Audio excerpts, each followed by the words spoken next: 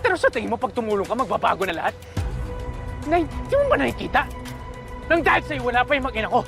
Kung ako sa'yo, umuwi ka na lang. Bako na pa magawa ko sa'yo, Jeff. Hindi ako aalis. Dahil may karapatan akong magstay dito.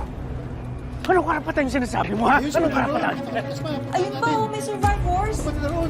Mag-inang survivors!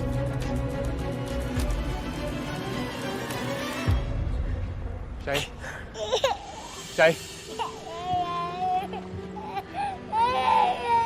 Shay?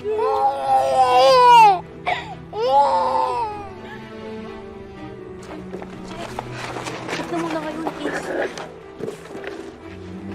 I'm sorry. Alam ko ano nangyari sa'yo. I'm sorry.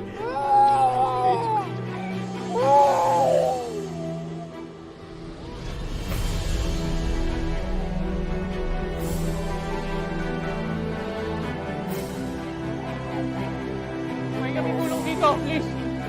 Please.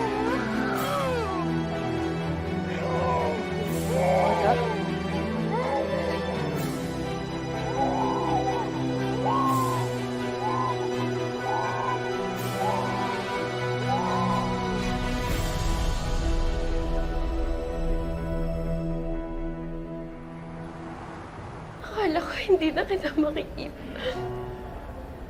Akala ko mamamatay na kami ni Junior doon. Ano mo sasabihin yan? Safe ka na. Ha? Wala ka na dapat ipag-alala. Jordan, na nasunog yung ferry.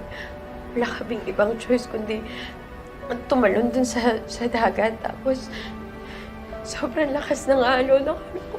Akala ko mabibitawan ko si Junior. Kaya niyakap ko siya na mahigpit. Tapos,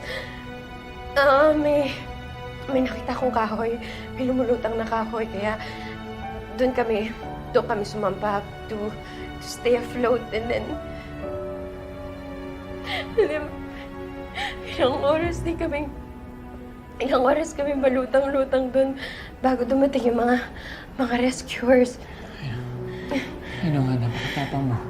Napakatapang mo. And thank you, hindi mo pinabayaan yung anak natin. I'm sorry.